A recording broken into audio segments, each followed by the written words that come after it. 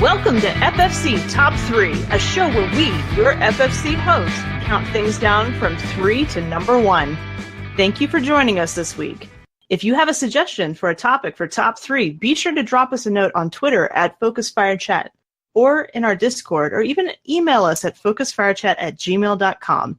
This week, we're going to discuss our top 3 greatest weapons in a video game of all time. I'm your host, Green Eye Music Lover, and we've got the rest of the people from FFC plus one this week. We've got PurpleChimera, a co-host who's been on a few different times on the FFC thing, but we have her here with us, and I'm ready to get into greatest weapons. Now, granted, this does not have to be the greatest gun. It can be any kind of weapon, because, frankly, my number 3... people are going to give me so much crap for. And I already got grief for it in chat from Blue. My number... To be fair, I told you I wasn't going to ask. Right. Well, okay, if you know one of my favorite games of all time, you would understand. Because one of my favorite games of all time is the Aladdin game from Disney back on Super Nintendo. And one of the weapons you had was an apple. You could pick up these apples throughout the game and use them to stun the different guards, or like, I don't even know what you would call them, little guys with swords and whatnot, who'd run after you. And if you stunned them, it would, even if you just barely hit them, it would stun them completely for like 3 to 5 seconds, where you can jump on top of them and get rid of them. They were the easiest first kind of projectile weapon I've ever had. So my number 3 is the apples from Aladdin's in Disney and Super Nintendo, because they were beast. What about you, Blue? Mine are actually a pair of pistols, Havoc and Malice. They are the glass guns that you use in a game called Too Human, which I don't know. It's kind of a... if you have not heard of Too Human, you really should probably go check it out. It's a really fun game. And sadly, it won't be ever continued because of legal reasons. But one of the base weapons that you get they're called glass guns, and it's very similar to Ivory and Ebony from Devil May Cry. But nice. Too Human is more of a Nordic Viking. Imagine Thor from the Marvel Cinematic Universe and that type of Asgardian technology, and that's in a video game. So okay. Yeah, that's his primary weapons. It's Havoc and Malice. Nice. Well, after Blue, we have Just Insane. What is your number 3, sir? My number, and it really, really pains me to have this be my number 3, but I guess it's out of a bunch of guns, so it shouldn't be that bad. The Halo 2 battle rifle. Yeah. Have you ever heard the old military indoctrination? This is my rifle. This is my gun. Like, yeah. You hear about them taking their gun everywhere with them. That's the kind of connection I felt with the Halo 2 battle rifle. I felt like, you know how you feel when you leave the house and you don't have your keys or your cell phone or something? That's how I felt if I went into a new instance in Halo 2 or to like a new room with new enemies and I didn't have a battle rifle with ammo. I would feel naked. It's your Swiss Army knife almost. Or my Linus blanket. Your Linus blanket. Wow. He's in the corner sucking his thumb with his battle rifle instead. Now I just have images of that like typical Exo that you see like slumped down, like sucking his thumb with his rifle next to him. Now I just wanna make Beard say good grief once tonight. Good grief. Well, Beard, what about you? What's your number 3? This will probably come as no surprise to some people, but my number 3 is the Buster Sword. This is the weapon that Cloud Strife typically uses or is seen with from Final Fantasy VII. It is also the exact weapon of Angeal previously in Final Fantasy Crisis Core, which is then handed down to him, to Zack Fair in Crisis Core as well. So the weapon itself has a very storied history. It is one of those weapons that in and of itself has incredible history, almost akin up there with like the Masamune, which is funny enough, wielded by Sephiroth, but it's more for like the ideals of like real world lore. The Buster Sword itself is probably one of the best known weapons in Final Fantasy lore, but it is the key one that really carries some of the best story with the Final Fantasy VII characters. Probably also the most recognizable sword from that franchise, don't you think? I would probably say so. It's the one with like 2 slots near the hilt. It's the one that you see on spiky-haired Cloud all the time. That's the one that you see him with like every single day. But it is definitely known as that sword. And being Final Fantasy VII is probably the most recognizable Final Fantasy easily. It's probably one of the more recognizable weapons I think of all time. Yeah, I'd say that's fair. I used to sell swords when I was in college, and that was one of the things that I never played Final Fantasy, but I knew what that sword was. So it's hard to be a gamer and I think not get away from like knowing at least what that sword is at this point. It's one of the more important pieces of I would probably say like gaming paraphernalia, even if it is digital, so to speak. All the recreations of it are insane. Right. Well, we also have PurpleChimera here with us, and I'm excited to hear her list because I know she kind of went the same route that I did. Well, I don't even really have a list because I will tell you, this is my video game experience. Are you ready? It's really long. Okay. So when I was a kid, my parents got divorced and my dad bought me a Super Nintendo to piss off my mom because that's how that goes. And I had Super Mario World and a Mickey and Minnie Go to the Circus game, which sounds innocent, but it definitely was not. Look it up. It's freaking creepy. Okay. Predecessor then, to Five Nights at Freddy's. Then that's what I had for. Oh, I had what was the one? Mario All Stars. That had like all the games from like the original Nintendo or whatever.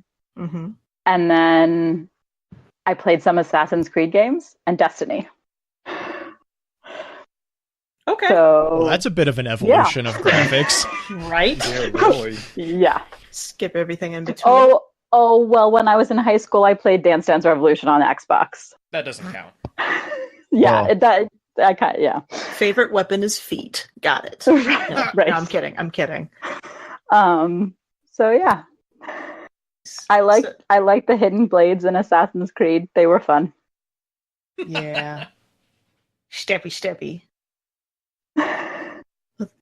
That, if that's being said, as far as having something that's hidden, I guess, a hidden gem, you guys are going to be so totally mad with my number one, but this was a toss-up between number one and number two, and my number two is actually kind of that hide from the shadows type thing, because I constantly played a rogue. I played a Khajiit rogue in Skyrim and Oblivion, and my weapon of choice in both games was a bow and arrow, because I am a chicken and don't like getting up in any troll's face. As Blue will tell you, nothing to be ashamed of. Okay, you get times three damage from sneak attacks with bows. Right. And then if you just break Oblivion by getting 5 items of invisibility that are 20% invisibility each, they don't even recognize you when you shoot them. It's not breaking if the game lets you do it. It was a legit strategy. It was completely legit. It's how I finished Oblivion. I want to fire magic missile at the darkness. Is the darkness there? Can I kill it? Are there girls there? Are there girls? Then I want to do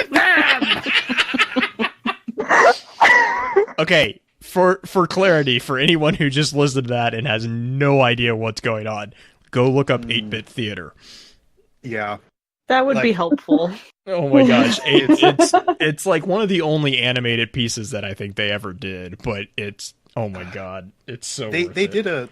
They did a few others, but every time I start hearing about like stats and like firing missiles and everything, that's the first thing I think about. Being somebody that also played Dungeons and Dragons as a young cub and whatnot, like I get it, but it is still so funny to hear that kind of stuff. Anyway, Oh yeah. Well, Beard, I know, or not Beard, Blue. Let's go in order so I don't lose myself. Blue, what's your number? My number 2 is actually the energy sword from the Halo series. Halo 2. And it's actually not because of like any mechanics or anything like that. It's just because of the memories, kind of like what Justin was saying with the battle rifle. It was probably one of the first things that I remember in, I guess, what you would call modern gaming, that really kind of drove home the community aspect, because when we were in college, that's pretty much all we did was we played LAN parties. And I mean, I remember, going and standing outside a Best Buy to get our copy of Halo 2 when it first dropped, and going back to the dorm, and we stayed up for like 2 days just playing custom games with it. And I mean, just the sword, I remember when you first see it in game, and you actually realize in game that you're going to get to play with it, because up until that point you'd only been given guns in Halo. And so it's just, and it's just really one of the most, I think, iconic weapons for that series in particular. If you have a picture of the energy sword, everyone recognizes it. It's just one of those it's kind of like that Buster Sword for the Halo series. But yeah, that's definitely my number 2. Nice. Justin, any more memories like that? Yeah, actually too many to count, and I could probably, if I was just going to go on sentimentality. Oh yeah, oh my gosh, it was so hard. Like that was so hard to pick. I could probably do Halo weapons all day long. Yep. But actually gonna bring it into Destiny. One of my Destiny security blanket for the majority of D1 was in fact Red Death. Oh, I thought you were gonna say Vex Mythoclast. I was like, I'm waiting for it. That's what we're dealing with right now is the ice cream. You're talking about the cherry on top. So okay. Yeah. If I wasn't using Thorn, I was using Red Death. So I'm right there with you, dude. Was like riding a galloping war stallion. It just galloped. It just. Oh yeah. Oh yeah. Yeah. You just like the battle rifle. Your enemies. This sounds like it's getting a little bit more intimate than I expected it to with a rifle, but no. Shut the. There's your finger traversing the interwebs to go on Beard's lips right now to be like, it's fine. It's fine. It's okay. It's okay. It's okay, Justin. It's okay. I'm just gonna ride up to your house on a galloping stallion. It'll be all right. You have to actually get on a horse to make that happen. You do realize this. I actually have ridden a few horses in my day. Yeah. I just dislike them. I just dislike them. The one horse I liked died a long time ago, and I just never got over it. Sad. No, not to be a downer. Let's move it along. Beard. For me, it would actually be another little bit of a throwback towards the 90s. Odd Jobs hat. Oh my gosh! So, just in terms of weapons that are absolutely incredibly different and you never expect they're going to, actually get to play around with. So I was a big James Bond fan. Still am at this point, because I still do enjoy most of the new ones. But as soon as they gave me the availability to actually use Odd Jobs hat, it was over. It was over. I couldn't get over it. Everybody was like, I'll go for the golden gun. I'm like, no, let me just hit you with this hat and you're done. You're done. There's nothing else for you. You're done. Okay, but to be fair, half of the challenge with Odd Job was finding him to hit him. Yes, and then also, besides that, aiming downward, because he was out of your actual, he was completely out of your field of view to start with, and to begin with, of course, you're talking about one of the one of the like early first-person shooters on console, so it was clunky. It was awful to use because we didn't have two analog sticks at the time, kids. So that was one of the things that you had to suffer with. And every time you fought against Oddjob, you were at a disadvantage. There was no getting around it. Oddjob is the best cheat code. Yes. Yes, he is. But the hat will always stand in memory because he uses it like 3 times in the movie. And just being able to see it and like whiz it by somebody's head or actually like hit them in head. Yes. Yes. Oh, man. Nice. Sounds like a very, I don't know, just was it a one-shotter? Oh, it was a one shot. You get hit by that sucker, you're done. Yeah. That's what made it so bad. It was like you didn't see Oddjob. Like it was Goldeneye, and like you just be walking around looking for people, and all of a sudden you're dead. It's like there's actually plenty of footage that is up online if you guys care to like look back into Oddjob at all with Goldeneye. But he is one of those characters that will, like, infuriate you. Like, you know how in some MMOs where, like, the gnomes or the dwarves have, like, smaller hitboxes because that's how they are? That's basically Oddjob. He was the first dwarf that you really had to worry about in games. That is both ironic and truthful all at the same time. So true. I never played GoldenEye. So Black Flag says we all had that one jerk of a friend. Yes, I am that jerk of a friend. I was also the guy that would like get up, look at you during a Halo LAN party, and be like, "I just stopped you."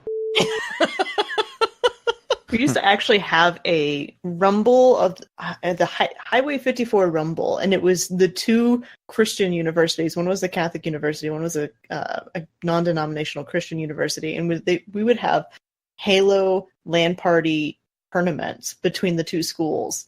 Oh wow! Mm-hmm. It was intense, but also hilarious because nobody could cuss while under the eyes of anybody that was presiding. I see the challenge already. It's what, yeah. It was. We had. Well, I went to a Catholic university. And we had intercollegiate like LAN parties, and that was always that you could always like hear the. Yeah. Oh man! All right, let's put Purple on the spot again. Yeah, number 2, Purple. I played Mida a lot in D1.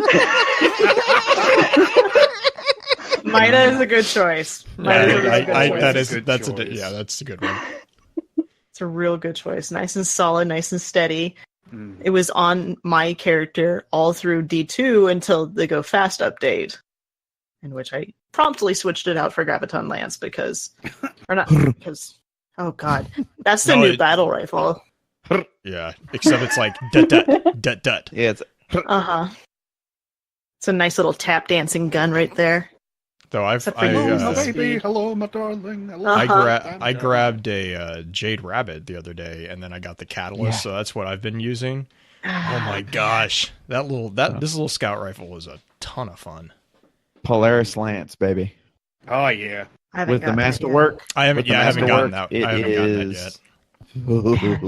The very little bit that I've actually been able to play with Polaris Lance, yeah. There's a bunch of like really, I feel, underrated scout rifles at this point. I know they're in a weird spot, but I think they're fine for PvE. Like they're right where they want to be for PvE. They're just just everything else isn't Graviton Lance. That's all.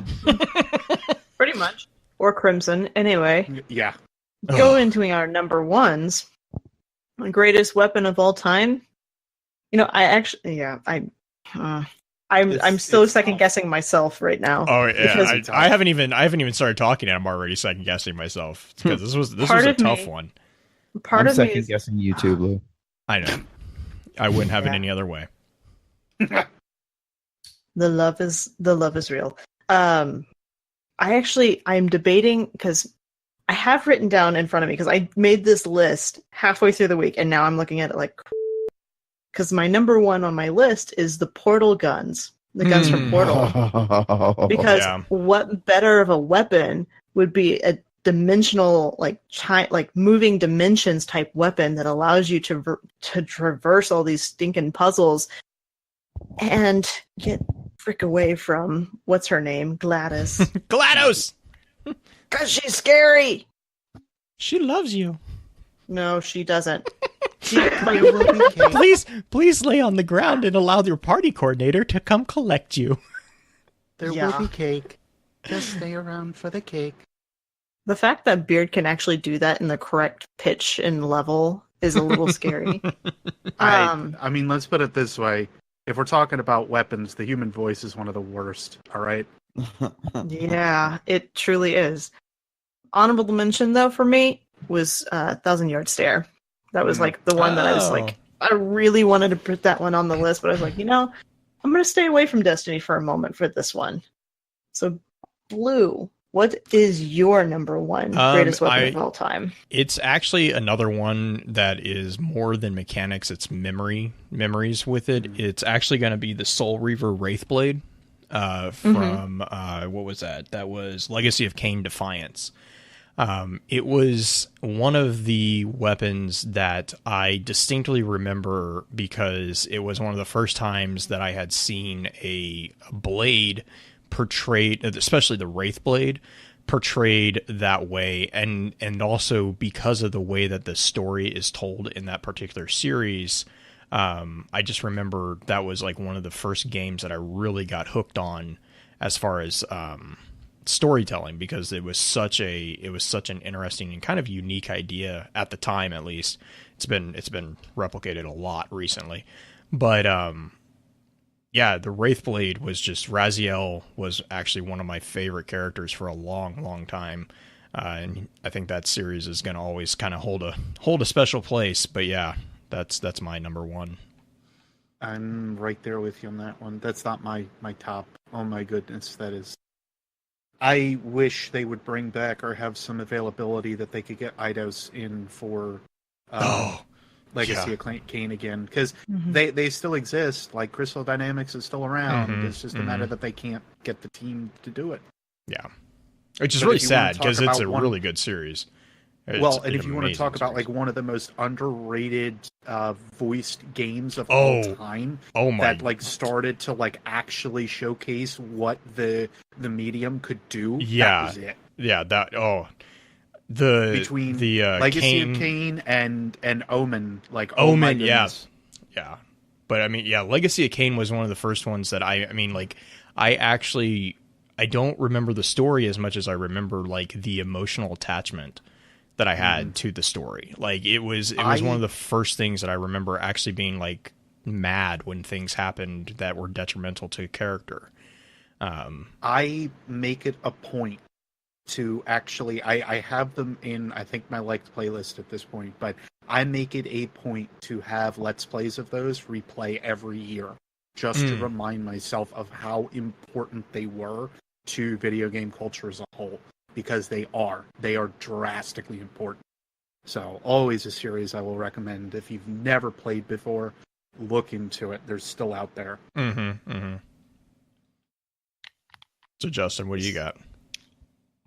So, I will admit that other than the Halo guns, here we go. No, I mean, just like I got kind of like I became very attached to my Halo guns. Maybe that's because I had to scavenge around after I killed everything to find them. But Destiny was the first time where I not only was attached to the guns, but because of things like flavor text and exclusivity and RNG, I actually felt like there were tangible things that I owned. So then I really got attached to the guns, and I never got a Galahorn drop in D1. I ended up zerning it right at the end. So I didn't really ever have that, oh my god, the Galahorns. I did fine with Hunger of Crota the whole time. But I was just as effective. But anyways, my one holy moment in Destiny to date, really, when this like holy this drop was one night we did Vault of Glass, and 2 Mythoclast drops happened in the same run, and one was me and one was my friend Hobbit, and I became so instantly attached to that gun, and it is quite possibly one of the most unique primary weapons that I've ever seen in a video game. Because, usually heavy type weapons are there. There's a bunch of really unique heavy and melee type weapons, but primary weapons are usually kind of vanilla.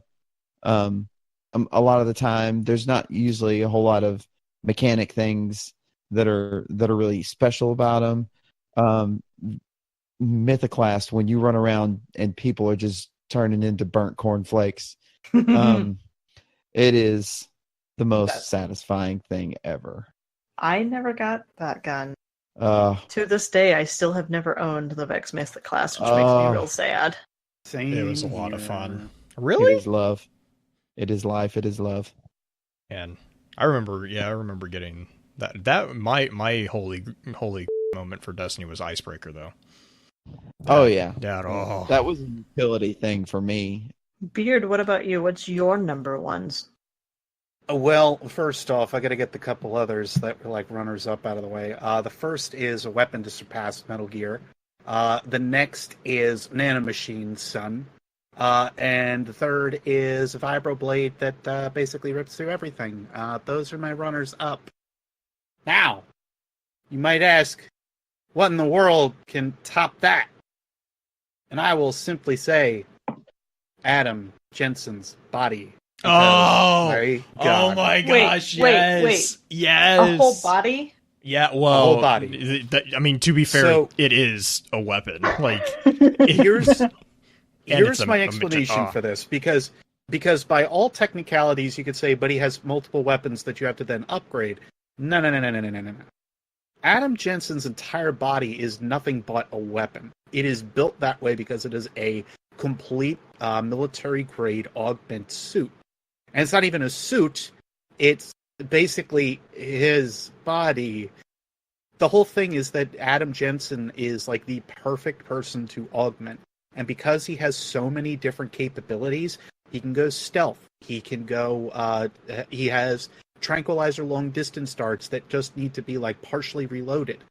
He can then go into like lethal knives or lethal otherwise. Like, so many different capabilities added in with like the ability that he can also like pump out different pellets and so on from like the Typhoon. Like, these are other augments and equipment that he has, yes, but realistically, it make him into the perfect weapon. And that's exactly what he basically all was. And when all is said and done, I cannot get over the simple fact that like at the end of the day, you are upgrading Adam Jensen. You are not upgrading the parts on the inside. All of those are already unlocked. You are upgrading him specifically. So when all is said and done, you can argue it's a high heck, but he uses other weapons. He himself is already a weapon. It's kind of like Batman. He's trained in so many different things that he doesn't necessarily need any actual weapons. He doesn't need to do much else. That should have been someone's answer. Is the number one weapon is Batman. I was tempted to say it. I was tempted to say it. I was tempted to say it, but I went with the thing that seemed like more of a logical weapon. And for video games. Yes, and you know what? Adam Jensen still wins. And even then, I could have said the Arkham series, because the Arkham series does make you feel like Batman. Oh, yeah. But Batman himself, as much as he is a weapon, he doesn't kill anybody. All right? Let's just get that out of the way now. Jensen doesn't have that problem. No. I will knife things all day. I cut you. Beard is murderizing. Beard wants to have no idea what you're talking about. I completely do passive runs. We're talking about the guy that does Metal Gear here. Now you calm down. Speaking of murderizing, I think the most innocent murderizing might go to Purple if she's going to say the one she's just Okay, so I've been thinking really hard about my 4 video games. And probably my favorite thing to do would be the Mario Super Leaf, which is really fun. The and raccoon always tail! the best tool. Yes. The raccoon tail that makes you fly. It's the best. It totally is. And you could spin around and break everything. Yeah, punt those little stupid turtles. Yeah, boing. Yeah. Another. Let's be honest. Another runner-up for you earlier in the week was the blue shells from Mario Kart. Yeah, you did mention that too. That was my joke. Yeah. Was the blue shells were the seekers, weren't they? Yeah, they're the green. The green shells were the blind. target. Yeah, green shells were just blind fires. Oh, Mario Kart! Stop talking about like a college game that you played. You want to talk about something that tested friendships? No, that was Mario Party. That was Mario Party. No, Yeah, Rainbow Road. Rainbow Road will. All right, that's fair. I don't want to talk about it. So what you're telling me is, Justin has fun stories about that one. So what you're telling me is, I need to go get a Switch so that we can play Mario Kart. Yes, that's exact. Right? Justin can talk to you about that. He has some great advice on how to not play Mario Kart on the Switch. Yeah. Okay. Don't challenge a man who's got the term N64. Oh, I remember that. I forgot about that. Oh my god. Belle said, "Why? Why did you do that?" I said, "I don't know." Oh my god. Because we were talking so much smack that night too. Well, the best part was when he pulled out the Switch. He was like, "Oh, we can do this right now." Yeah, like, we're at a bar with all the Bungie people, and N64 Josh comes over, and we're just having a good time talking, and he starts to mention Mario Kart, and that was like a staple in my house growing up. My dad played it, my mom played it, my brother, me, everybody played Mario Kart. And I said, "Oh, I would murk you at Mario Kart." And he went from being very jovial and smiling and to a stone face, and he started digging in his bag. And I was like, "What is he getting? Is he getting a power mushroom?" And he got in there and pulled out a Switch, which at this point I had never even held in my hand. And he pulled out the Switch, and we raced Rainbow Road. And it was not pretty. It was bad. Speaking of like classic games, I actually have our top 3 for next week. You ready? Let's do it. Top 3 favorite games from your childhood. Oh Jesus Christmas! Do they? Okay. Gonna be worse. Video games? I know, but yeah, that's what I was just about to say. Do they have to be video games? Just favorite games from your childhood. Okay. Top 3 favorite games from your childhood. Beard's That like, includes any kind of game. It could be board game, card game, pickup sticks, jacks. Justin's played a lot of jacks in Texas, apparently. Yeah. Yeah. Oh, so that's this next is week. Gonna be bad. You got a week to think of it. Top 3. Do you realize how long it took me to think about these 3? All right. I'm sorry. Like, not sorry. fine, Not sorry. fine. Really not sorry. These are fun. These are fun. They are. So that's for next week. Thanks for listening in. And remember, you can always drop us a line if you have like a topic idea that you want to hear us talk about, or if you just want to say hi, you enjoy the show. I enjoyed seeing some of you guys message at us earlier this week about how you were enjoying the top 3. I think we're having kind of fun with it, and it's a way for us to kind of relax right before we do the normal show. So I think this may become a little bit of a staple for us to do. Mm-hmm. Just be sure to hit us up on any of those 3 places, Twitter, Discord, or the email address with your suggestions or ideas or your comments or prayer requests, whatever you need to say. You can get a hold of us there. And remember, everything's better when it's in a list.